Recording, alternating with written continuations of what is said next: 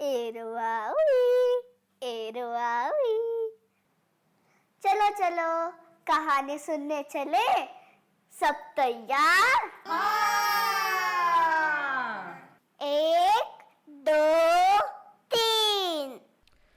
Books that speak में आप सभी का स्वागत है।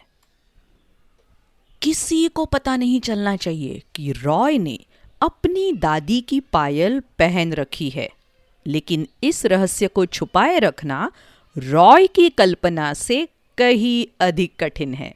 वो खुद को अपराधी महसूस करता है। रॉय इस झंझट में कैसे फंसा और इससे बाहर कैसे निकलेगा, चलिए जानते हैं।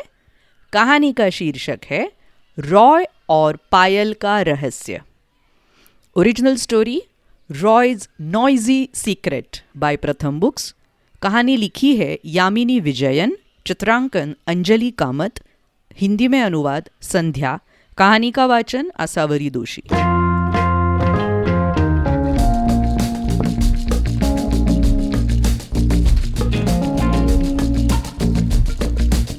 दोपहर जोरदार हवा चल रही थी। रॉय अपनी अचम्मा के पायल पहनकर देख रहा था। कुत्ते वास्को को छोड़कर घर पर और कोई भी नहीं था। पायल अम्मा की खड़खड़ाती हुई अलमारी के अंदर एक लकड़ी के डिब्बे में रखी हुई थी। उसमें से बगीचे सी खुशबू आ रही थी। इससे रॉय को छींक आ गई। हाची! छन छन छन। रॉय को पता था कि उसे अपने माता पिता के कमरे में नहीं जाना चाहिए और अपनी अचम्मा के पायलों में तो हरगिज नहीं घूमना चाहिए, पर वो खुद को रोक नहीं पाया। अचम्मा कभी भी अपने पायल नहीं उतारती थी, यहाँ तक कि सोते समय भी नहीं। छन छन छन छन छन। रॉय शीशे की तरफ भागा। छन छन छन छन छन। वो हवा में उछल पड़ा। रॉय ने शॉल लपेटा और गलियारे में इधर उधर टहलने लगा, बिल्कुल वैसे ही जैसे अचम्मा तब करती थी जब उन्हें सोने में परेशानी होती थी। छन छन छन छन छन छन छन। तभी दरवाजे पर घंटी बजी। कौन हो सकता है? दरवाजा खोलो रॉय, मैं भीग गई हूं। रॉय हक्का बक्का रह गया।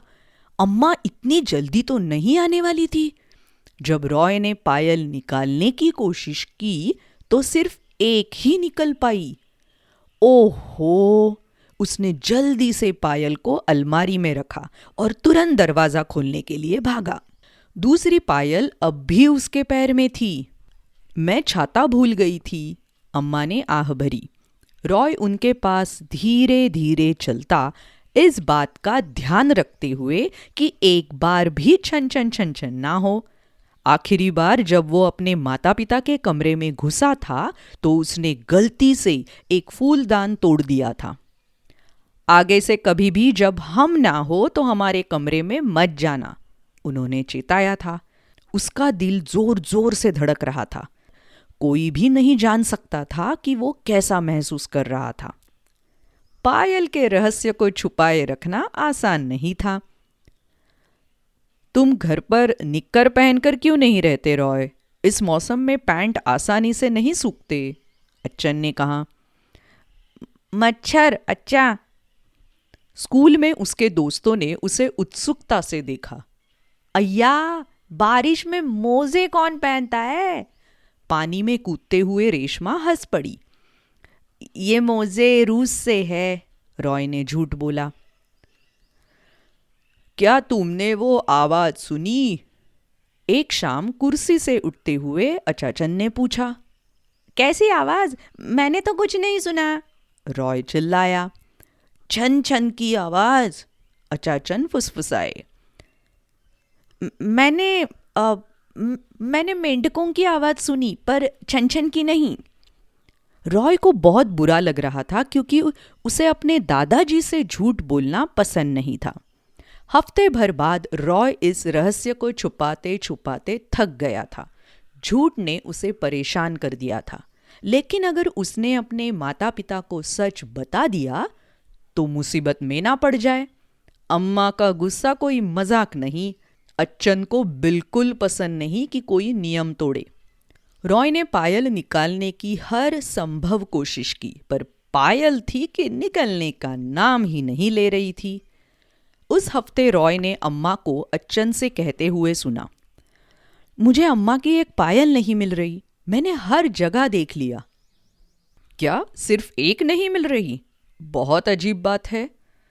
कहाँ जा सकती है? मुझे सावधानी से रखनी चाहिए थी। वो रोने लगी। अम्मा परेशान थी। रॉय को बहुत बुरा लग रहा था। उसने गहरी सांस ली और उनके कमरे में गया। वास्को भी उसके पीछे हो लिया। मुझे माफ करना अम्मा, रॉय ने अपनी पैंट ऊपर चढ़ाते हुए कहा। रॉय, ये तुम्हारे पास कैसे? अच्छन ने गुस्से में पूछा। जब अच्छन गुस्से में होते हैं तो उनके कान लाल हो जाते हैं और मूछें फड़कने लगती है। रॉय की इच्छा हुई कि वो कहीं गायब हो जाए। ऐसा नहीं है, मुझे पता है कि ये मेरे पास नहीं होना चाहिए। मैं कोई बात नहीं, पर तुम्हें हम में से किसी से पूछ लेना चाहिए था, अम्मा ने कहा। फिर अम्मा ने कुछ घुमाया और खींच से पायल खुल गई। अम्मा ने रॉय का हाथ अपने हाथों में लेते हुए प्यार से कहा, अगली बार से पूछ लेना। उस रात रॉय अचम्मा को याद करता रहा।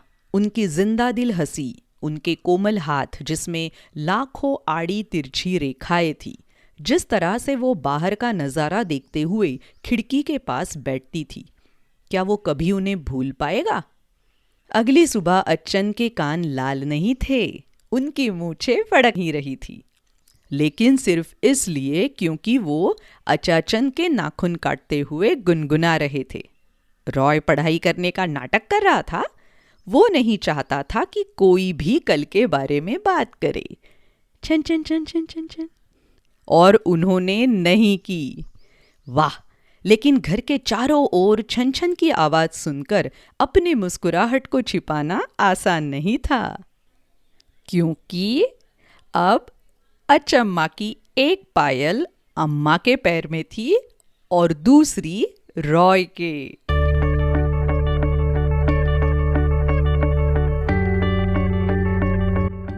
तो कैसी लगी यह प्यारी सी कहानी? और ऐसी बहुत सारी कहानियाँ सुनने के लिए बुक्स दैट स्पीक इस चैनल पर ज़रूर आइएगा, यूट्यूब पर और अलग अलग पॉडकास्टिंग चैनल्स पर। कहानी खत्म, मुझे और एक सुननी है, उसके बाद और एक। अच्छा, आपको भी सुननी है ना और कहानियाँ? तो चलो मेरे साथ www.booksthatspeak.com पर।